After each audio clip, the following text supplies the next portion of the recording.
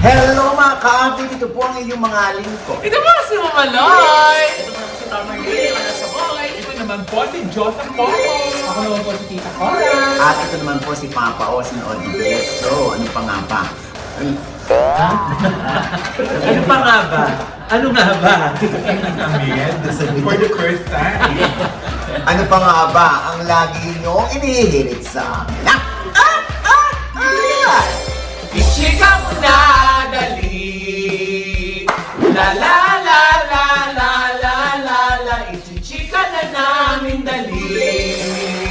Uy, nasamig ka! Ibig sabihin na nakaalala sa'yo? Number. Number? Number. Number 2! Two? Oo. A, B, B. Ay, B? BB? Bibigyan na 22 yun pag BB. Isang B lang, B. Baka naalala ka niya. Di ba? Oo, yung mga topic natin, mga B. Yeah. Bea Alonso. Oo. BB, gandang hari. Oo. Brigela. Ay! Sino pa? Binoy. Ay! Si Paterbon. Ay! Oo nga, no? Siya. Diba? Puro siya. Yun, oo. Tapos lahat tayo B. Bakla. Naku, napaamin tuloy ako. Ay! Paano? Naku, napaamin. Si Bea Alonso at si Vincent ko. Yes! Pag-usapan natin ito, no? Dahil syempre, noong July 13 nga at 7 p.m., di ba? Sila ay kinasal na sa harap ng Makati City Mayor Nancy Binay. Yes! Oo. At yun nga, di ba? Surprise! Lahat na surprise.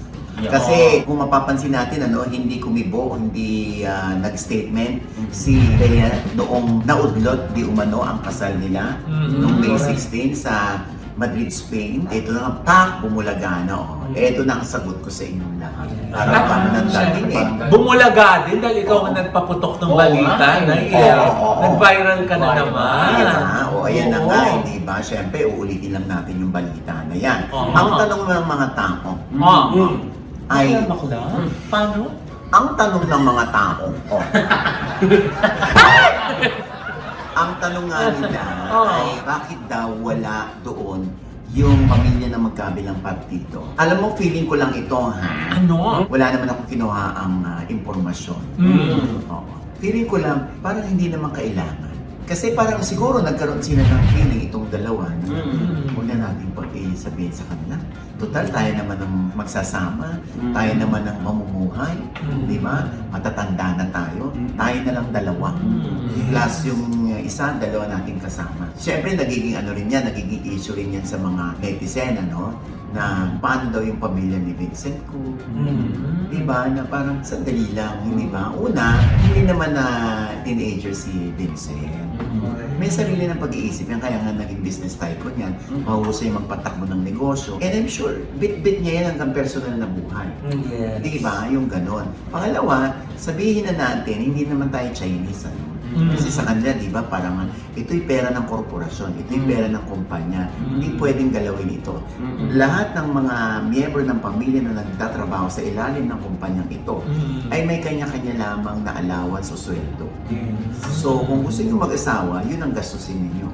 Parang gano'n, Diba? So parang kasi na yung iba sinasabi, so parang technically, nagtanan ba yung dalawa? Nag-hello? Kasi diba parang kung wala dun yung parents ng both sides, parang may blessing ba nung mga pamilya nila yung kasal na naganap? O parang nagtanan, di ba ganun nagtanan? Halika na, tapos biglang magugulat na lang lahat, kasal na yung yung dalawang nag-iibigan. Kasi di ba naunang balita rito, di ba, parang yung pamilya ni Vincent ko daw, parang ayaw, or otherwise, kung gusto, kailangan may prenup. Na-execute naman yung prenup, hindi ba? Ito yung may kaugnayan doon sa properties, separation of properties, yung kanilang custody, kung sakaling sila magkakaroon ng anak, kung kanino mapupunta, or I'm sure maliit na bagay yan Alam mo, kahit naman hindi yan idaan sa parang in black and white, kung responsable naman kayong nanay at tatay, kung maghihiwalay kayo, hindi ba? Pero Hindi di ba naman na yung naging kumalat issue dati yan. na yung daw ha, yung kumalat dati na ang mga bata, pag halimbawa naghiwalay, mapupunta sa daddy, hindi sa mommy. So yun pa rin kaya yung laman ng prenup. Hindi, di ba ang sinasabi nga, below 7 years old. Yes. Sa nanay, lalo na kung may kapasidad ng nanay na buhay ng anak niya at nasa matinong pag-iisip. Hindi naman natin alam kung ano yung nakalaman doon, no? Ang malinaw dito ay hindi po involved, tulad ng ibinalita sa akin ng aking source, hindi po involved si Attorney Lorna Capuno. Kundi yung legal counsel ni Bea, ang Guerra Law, o si Attorney Garcia, yung sinabi nga niya na na-execute naman ng maayos yung kanilang prenup agreement. So wala pa tayong ibang nakikitang picture na kung sinong kasama nila doon, ano? Kasi even yung mga pinost ni Bea doon sa Instagram account niya, silang dalawa lang. Tapos ang caption niya doon, home. Ayun na, kumbaga, iba ang meaning ng home sa house. Yes! Diba? Ang home ay Yes. parang figure of speech yan ng Yes. maayos, matinong mga pamumuhay na nasa loob ng isang bahay. Yeah. Oh, Diba? because a house is not a home. Yes. Because when we think of home, I think of a place Ah. where there's love overflowing. Yeah. I wish I was home. I wish I was back there. With the things I've been knowing. Diyos, I'm sure naiintindihan na ng magkabilang partido kung bakit sila wala doon. Pero nakakagulat dyan, Nay, kasi nga, di ba, last month nabalita na sinoli na ni Bea yung singsing, yung engagement ring. Tapos biglang ngayon, ay, they're married na! Pero puro yan di ba? Puro mga balita yan. Wala namang confirmation or denial mula kay Bea. Oo. Pero kasi di ba ang dami mga pictures na wala na siyang suot na singsing. May mga lumabas na mga litrato na gano'n. Napati rin si Vincent ko, wala rin suot din na. For all we know, di ba? Ang ginagawa nila, mamatay ka iisip kung bakit ito namin ginawa, tinagdan namin ng singsing, ganyan. Kasi bulagain namin kayo. Pero Oh. ano pa rin ng manager ni Bea? Kasi wala din siya dun, ha? Natural. Wala Siyempre, siya. unfair naman sa partido ng lalaki kung andun yung manager na hindi naman katubo ni Bea. Tapos, wala yung pamilya ni Vincent. Siyempre, unfair. Kaya mas maganda, wala na lang tayong isasama. Ay, Ngayon, kung ano man yung reaksyon ng magkabilang partido, sige, mag-react kayo. Tapos na yung kasal. Pero Mag-asawa nakaka-curious na, kami. sino nga ba talaga ang mga witnesses? Oo, nandun? kasi- kaya pa lumalabas na picture eh. Yes, kasi si kailangan Bea dalawa. pa lang, si Bea tsaka si... Meron nga from Dalawa daw kailangan yan, ma. Pag yung owners ng Sekosana. hindi si Philip. Hindi daw si Philip. Sabi nga ni Philip, kumakain ako, ang dami-daming nagtatawagan sa akin dahil sa'yo. Sabi niya, hindi naman ako minong. Yung kapatid daw niya. Sabi rin naman niya, hindi ko rin nalaman yan kasi siguro baka may NDA sila lahat. Ganon. Ang sabi ng netizen, ma, yung isang sekretary daw yung naging second witness. Kasi wala nang bit-bit si Bea. Kasi Kasi nga na to sa korte. dahil nandun na sila sa edad. Ito na nga, di ba? Kakalabas lang nung nakasal na sila. Dahil may nagbago agad sa Wikipedia. Di ba? Yung apelyido ni Bea, hindi ba na sa Wikipedia? Oo. Ito na nga ang pangalan na ngayon ni Bea doon sa Wikipedia dati. Philbert Angeli Ranolio Fagistrom. Ngayon meron ng hyphen co. Legit na talaga. Kasi Ayan. nga may court order na. Nung una, sa vlog ni Bea Alonso, nasashock pa siya dun sa hula. Sa kanya. Kakaasawa ka, ganyan-ganyan, chuchuchu, eto, panoorin na. Di ba may kakasal? Ay, hindi. Ang tanong, ikakasal pa ba ako? 4 cards. Malay mo, hindi. Ayan, umasang-ayon siya, sumasang-ayon siya. Ikakasal. Si Miss Bea. Ay, nakita ko may magkahawak ng kamay. Mangungutang yan, mangungutang. Yeah, pero later on pa nga. Civil yung una eh. Anong-ano na? Civil? Oo, hindi ka church una. Pero medyo hidden lang. Either Sita 7 months from now or 7 years from now. 7 months, hindi pwede. Within Magtatrabaho pa ako. within 7 seven- years naman, natanda within ako na seven- nun. within- 40 nga! 40 pa ako ikakasal? Pero bongga naman yung maging kasal mo and marriage life after. Kasi if you'll be married now, may chances na mag-separate kasi. Wag So, na, wag second na. Wag na marriage, lang. ito yung mapapangasawa mo. Bakit Meaning, po sobrang tinebo? love ka. Matanda na. Mature na kasi siya. siya mag-isip, ang love niya is true. Tapos, it's a good start. Diba? Ayun nga, no? Ang dami naghahanap tuloy doon sa tarot card Oo nga. reader. Oo Kasi nga. parang accurate daw. Accurate. Diba yung civil tapos hidden? Diba? Oo. Tapos kung di daw within 7 months, 7 years, sabi ni Bea, 40 na ako, magpo-40 na siya. Oo. Kasi 39 na siya this year, di Sa ba? October. Oo. Anyway, ang ating happiness, ang ating Yes. pagbati sa mag-asawang Vincent at Bea Ho. Ho. Ayan, welcome sa family! Welcome sa aming family, Bea. Ay, kapamilya namin siya, Josa Poco. Ganun ba? Sorry na po. Sorry, hindi lang ako na-invite, kaya masama yun. Gusto mo umupo sa Pa? pako? O ayan, di ba? O, at syempre pa, another B yung pag-uusapan natin, ano? O, ito nga, ito yung may kaugnayan sa pagpapa-enhance ng ilong ni Aura Brigade. Kung saan, ayan, siguro aware na dito si Aura na lagi siyang bunot o suking-suki siya ng mga bashers. Ng mga basher. Oo, syempre, yung kanyang pagpapatangos hanggang sa nakatirik ang mata niya. Di ba? Ayan, nakakaloka. Pinopost niya yung lahat ng stages nung kanyang journey sa pagpapakalatina. Oo. Eh, baka Papa O, Mamaloy, yun ang usapan nila ng ka-ex-deal niya. Na ipakita yung transformation, yung step-by-step ng proseso sa kanyang ilong. Hanggang sa mag-heal yung suga. Healing Pwede. Pwede naman. Naalala mo din dati, Nay? Oo. Si Meme, di ba? Naging viral din nung ginagawa yung teeth niya. Tapos may lumabas din na parang picture video nung hindi pa gawa, nung ginagawa pa lang. Tapos parang naging off para sa mga netizens. Ba't kailangan pang pakita yan? Oo. Ay, kasi hindi nila alam, no, na, ayan, ako na mag-chichika sa inyo. Pero, generally speaking, pag ang artista, pinapakita niya yung proseso ng paggawa sa kanya, sa pag-ipapa-enhance niya. Ano yun? Ex-deal yun. Sponsored by. Yes. Kasi nga, syempre, kung lalo na kung mahal, aabuti ng milyon, ang ine-negotiate ng may-ari, o ng brand, o ng company, baka pwede ka namin i-post, baka pwede ka namin i-boost namin ito, yung step-by-step ng proseso, baka pwede namin ikunan, tapos yun ang i-share namin. Pag pumayag naman, di okay. Minsan, bukod doon sa enhancement, may kaakibat ding monetary consideration. May bayad na, meron pang amount yung enhancement. Kunwari, 1 million. 1 million yung halaga ng enhancement, 1 million naman yung money. Wow! Pero di ba yung sa'yo, Nay? Ha? May monetary ka din nun?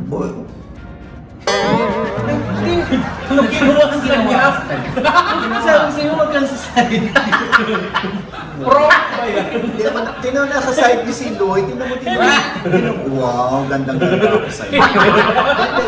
Wala tayong winner. Dali na! Tama ng away, wala tayong winner. Wala tayo. Isa tayo. Hindi, diba? Ganun lang. Unanimous decision. Pero dito, Oji, opera ka. 30 million, magpapagawa ka ng ilong. Oo naman. Mawawala yung magic. Mawawala yung magic Mawawala sa'yo. yung virtud. Ang magic doon ay yung 30 million. Yeah! Wala ka palang pera dito. Oo. Ayan. Tapos ang usapan. Diba? Hoy, 30 million yun, no? Ano ka ba naman? Diyos ko naman. Oo nga. Kung yung enhancement, kahit pa sabihin nila, baka pwede namin i-enhance yung ilong mo. Tapos pag, ang ganda ng ilong ko, pero 3 ang butas. Okay lang. 30 million yan. 10 million kada butas. Wow! Ay, Grabe naman pala. Grabe. Ang ganda ng ilong mo.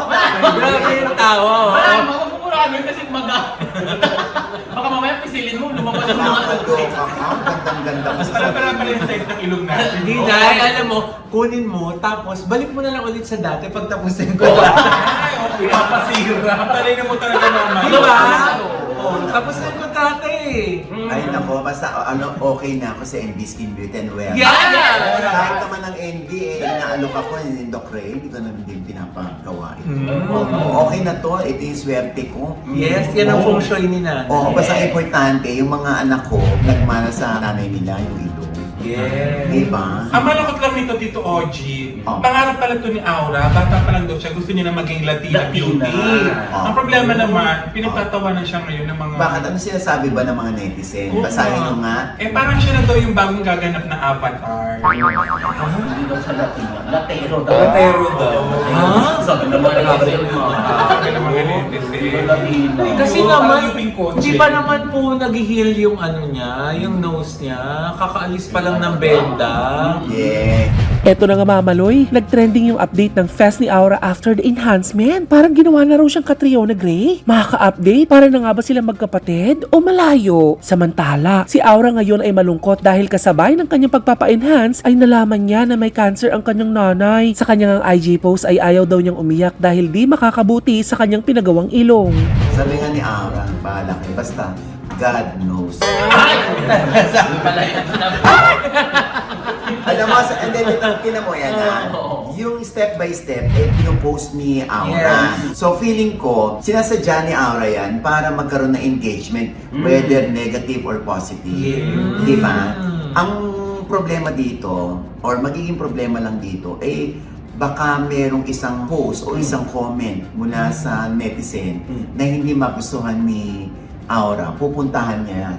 Tapos irereklamo niya sa opisina, irereklamo niya sa school. O yun lang, di ba? Kasi ganun talaga. Pag isinausaw mo yung mga paa mo dito sa sukmet, handa kang maputikan. Parang ganun. O kaya dapat wag na siyang magsumbong kung open naman pala siya sa kritisismo. Baka Di ba? napatulan na lang. Oo, kasi Pag lagi... nag-post talaga tayo, dapat open tayo sa Criticism. criticism. Ang dami ko namang katwiran dyan eh. Kung kaya mong i-call out yung basher, dapat kaya mo rin magpasalamat sa mga taong pumupuri sa'yo. Yeah. Sa mga taong nagtatanggol sa'yo. Correct. Diba? Pero in fairness naman kay Aura Naya, i-commend din natin siya kasi matapang niyang dinivulge na nag-aano siya. Yung iba, tinago, di ba? Hindi pa inamin hanggang ngayon. Hindi naman mamalo yung matapang yun. Oo, ano? Yung kasi ang ex-deal, kaya dapat ipakita niya. O hindi naman natin alam kung party ng ex-deal. Baka biniyaran naman yun. Oo nga naman. Ano bang trabaho niya? Content creator siya. Oo. Oo. Mapera. Sa bagay, mapera. Kung mataas engagement ng mga post niya, Oo. Baka nga di ba? Oo. Anyway, basta Eh, wait lang dito, OG. Oo. Parang may usap-usapan ng mga bakla na parang nagpabalakang na din daw siya. Kasi meron siya isang post na parang bilog na bilog yung ano niya. Kurbada. Oo, yung kurbada. Eh, hindi na tayo magugulat dyan, Josa, kasi nga ang dream niya maging Latina, di ba? So, kailangan complete package, pati nga, di ba, yung muscles niya, pinalambot na niya, di ba? So, talagang feeling ko, kakaririn niya ni Aura Alam mo, hanggang sa ma-achieve niya yung alam look mo, na gusto ito niya. na nga, feeling ko naman, hindi na tayo dapat pang magtaka. Kung sa susunod naman, magpa-keps me alive siya. Oo.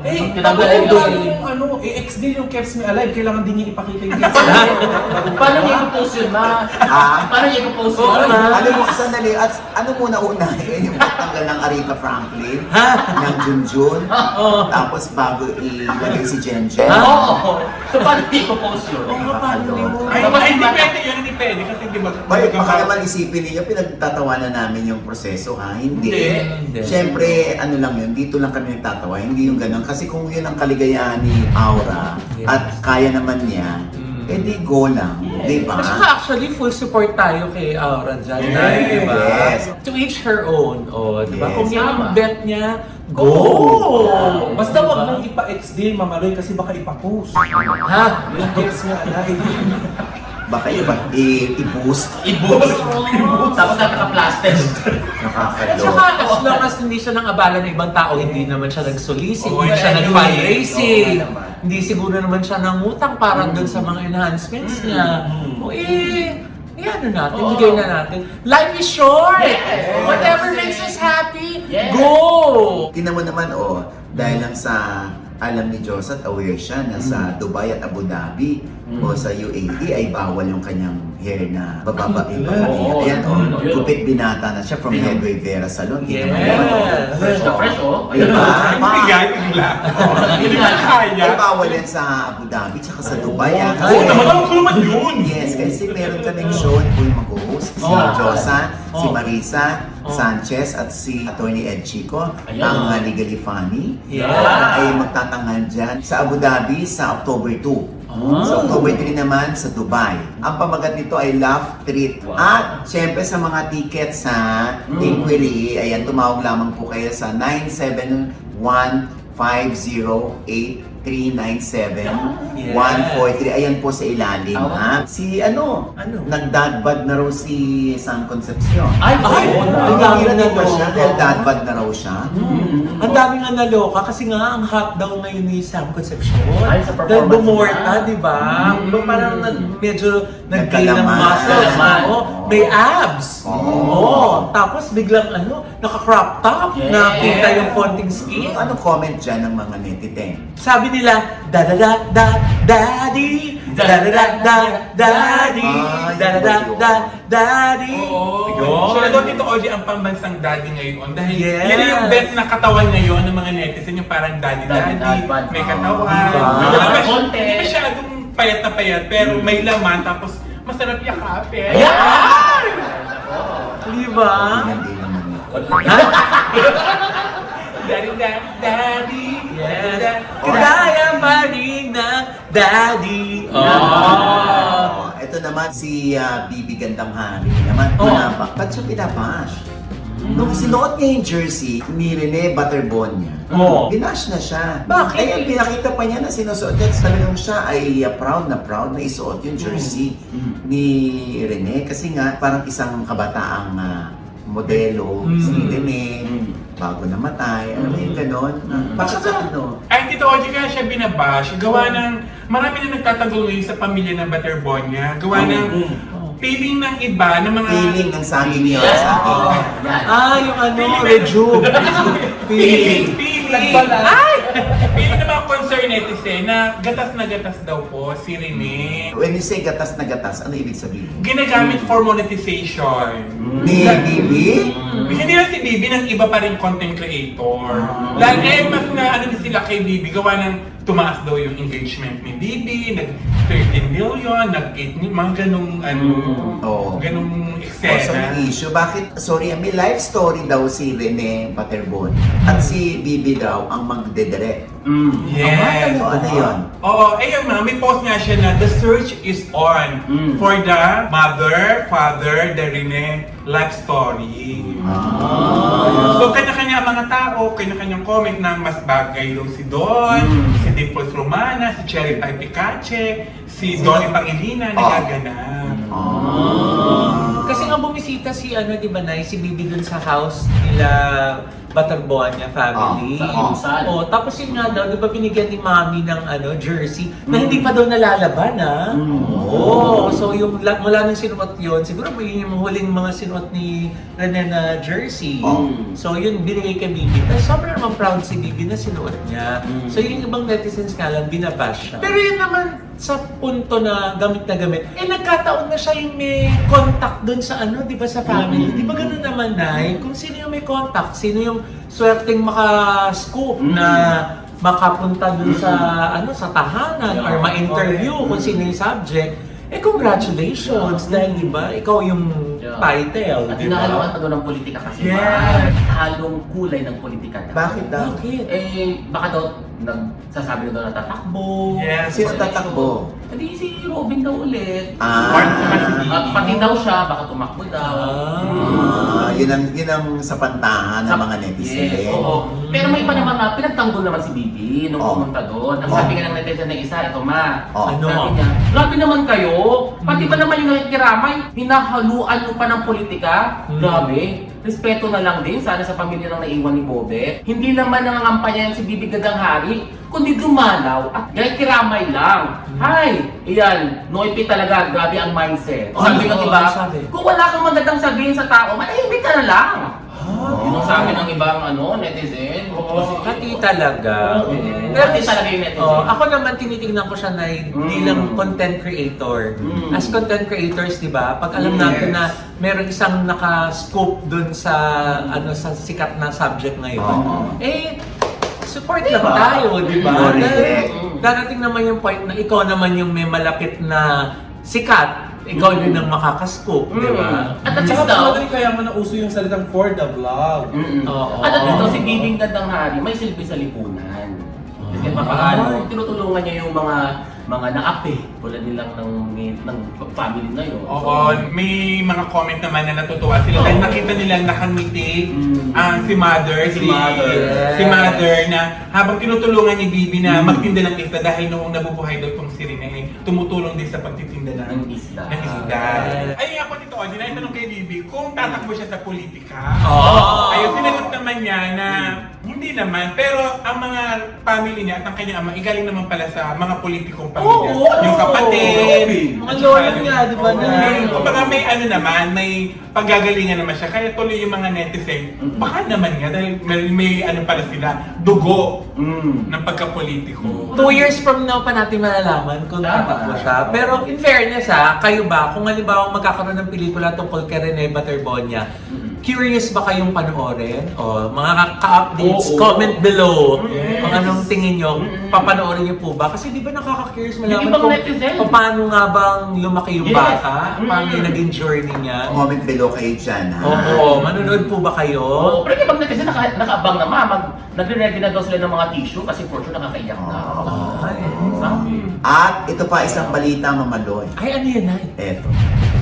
Eto na nga, Nay! Nag-viral ang pahayag ni Senator Robin Padilla na komunista po ako sa impeachment trial ni Vice President Sara Duterte. Ayon sa mga balita, sinabi niya ito habang tinatalakay o inuugnay ang kasaysayan ng Russia at ng pamilyang Romanov. Pero agad ding nilinaw ng kampo ni Senator Padilla na ang kanyang tinutukoy ay ang kanyang pagtataguyod sa social justice o hustisyang panlipunan at hindi ang pakikibaka sa pamamagitan ng armadong pakikidigma. Sa kabila nito ay nag-viral din sa social media ang post ni Angel Locsin na naglalahad ng kwento kung saan sinabi umano ni Senator Robin na siya ay namundo para sa bayan. And we quote, "Nung mga panahong magkasama tayo, madalas mong ikwento yung mga panahon na namundo ka at nag-armas para ipaglaban ang bayan. Sabi mo pa nga, dinadalaw ka ng ex mo sa bundok." Sa statement na to, kahit paano, natuwa akong makita ulit yung dating Robin Padilla na nakilala ko. At least, honest ka ngayon, kuya. Ang tanong ko lang, nasaan ka nung panahong nire-red tag ako kahit alam mong hindi totoo? Actually, kasama mo pa nga at katsikahan yung mga nagre-red tag. Naghugas kamay at pumikit sa katotohanan. Isa sa mga pinakamalaking dahilan kung bakit ka binoto ng maraming Pilipino ay dahil inasahan nilang magiging matapang kang boses para sa mga kapatid nating Muslim. Pero bakit parang mas ipinaglalaban mo pa si Kibuloy? Naniniwala ka ba talaga na siya ang appointed son of God? Isa ka sa pinakamakabayang taong nakilala. Ikaw si Andres Bonifacio. Kaya nakakalungkot pag nakakabasa ako ng stand mo pagdating sa China. Hindi ito ang Robin Padilla na nakilala at hinangaan ko. Kahit paano, alam ko ang halos pareho tayong landas na dinaanan. Galing sa hirap, nagtrabaho ng maaga, tinangkilik at nakapagpasaya ng mga tao. Ang utang na loob natin ay sa ating Diyos at sa lahat ng Pilipino, hindi lamang sa isang tao. Tama na kuya, gising na, hindi pa huli ang lahat. Robin Hood Padilla. End of quote. Samantala, napansin naman ng ilang netizens na in-unfollow na daw ni Mariel Padilla si Angel Locsin at pati na rin sila Ann Curtis at Pokwang. Sa pantahan ng marami, marahil ito ay dahil sa nasabing post ni Angel Locsin. Pero Nay, as of 1 a.m. ng July 17, 2026, ay nakafollow pa din sina Angel Locsin at Ann Curtis kay Mariel Padilla.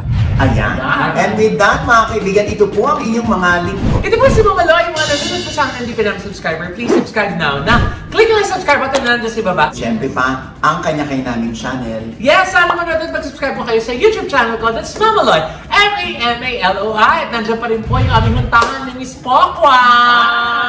Yes! At yung mga gusto pong order ng kanyang mga produkto, nandiyan po yan sa TikTok at saka sa Facebook account ni Mamang Pokwang. Ayan. Ayan lang po order na po kayo now na! Ayan, yes. At syempre ang aking panayam pa rin sa tatlong Batanggenya. Kasama si Josa, Poco, si Gandara at si Kumari ng Bayan. Nakakaliw sila. Dito yung makikilala kung ano ba ang ugali talaga ng isang Batanggenya. Yes. Sa kanila yung malalaman. Ang sabi nga nila ay maubos na ang Yaman, wag lang ang yabang. Ayan. Grabe, ang busa. Sa OG Diaz Inspires po yan na nasa TV5 na rin po tuwing Sunday, 3:15 p.m. Yes. Siyempre, ang Ultra Mega, Yes. sa mga gustong mamili, sa mga gustong makamura, naghahanap sila ng pinakamura, mapapamura kayo sa mura. Yes. Dito sa Ultra Mega. Dahil everyday sale. Yes. Yung cart nyo sa iba na isang cart lang, dito pwedeng dalawa na yung cart na mabili ninyo. Ganon kalala dito Yes. sa Ultra Mega. Kaya meron silang 41 branches. Hanapin nyo lang, i-google nyo lang kung alin dyan ang pinakamalapit sa inyo. Okay? Tama. At doon na kayo mamili. At syempre pa, ang Gorgeous Smile Dental Clinic. Oh, Maraming salamat ha. Doc JC. Miss Ara and Doc Doc Alia. Yes, para sa aming gorgeous ng mga ngiti. Yeah. At syempre, Ideal Vision kay Doc Jessica D! We love you! Yes, ang Heavenly Desserts naman ni Chef Jen. Yes! Yes. At syempre pa, Tamerlane. Yes po, Tamarin mo pala po sa lahat ng social media account ko sa Facebook, sa Instagram, at sa TikTok. See you po mga sa babies. Yes, Diyosa po. Yeah, kaya kitang-kita niyo naman ang ganda ng gupit ko. Ang dami Ay, nagtatanong sa akin, Headway Berry Salon po. Yes, Kung yes. kayo po ay mapapaluwas dito sa Maynila, sa Quezon City. Yeah. Ay, maraming branches yan, Gaga. Yes. Meron pa yan sa Mall of Asia. Yes. Meron pa sa Telebastacan. Yes! Sa Meron mga SM malls. Saka meron sila dito sa sa Ayala Mall, sa Fairview. Ay, Yan, ha? wow. Yes, ikaw naman. Tita Cora po sa aking Facebook, Tita Cora po sa aking TikTok, Tita Cora po sa aking YouTube, at ang Tita Cora po sa aking IG. Yeah. Oh, ayan ha. At syempre pa, ito pa rin po yung lingkod, Papa Osin Oji Diaz, na lagi nagsasabi at nagpapaalala sa inyo na sa tuwing gigising po tayo tuwing umaga, huwag na huwag po tayo makakalimot ha. Na magpasalamat sa Panginoon dahil tayo kanyang ginising. Ibig sabihin, may mission pa rin po tayo sa buhay. Sabay sabing, every gising is a blessing! At ano pa nga ba ang lagi niyong inihirit sa amin? Ay! Ichika mo na dali! La la la la la la la la Ichika mo na dali! One more time! La la la la la la la la Ichika mo na dali! Grabe lang taon si Diyos. Hindi ka pinakakasabay mo sa gano'n. Ilang taon ba? Oo, taon na yun ah. Anong feeling mo pagka ganun? Oo nga. Anong feeling mo? Nangangamba. Baka gusto niya pumasok sa politiko. Baka gusto niyo pumasok sa...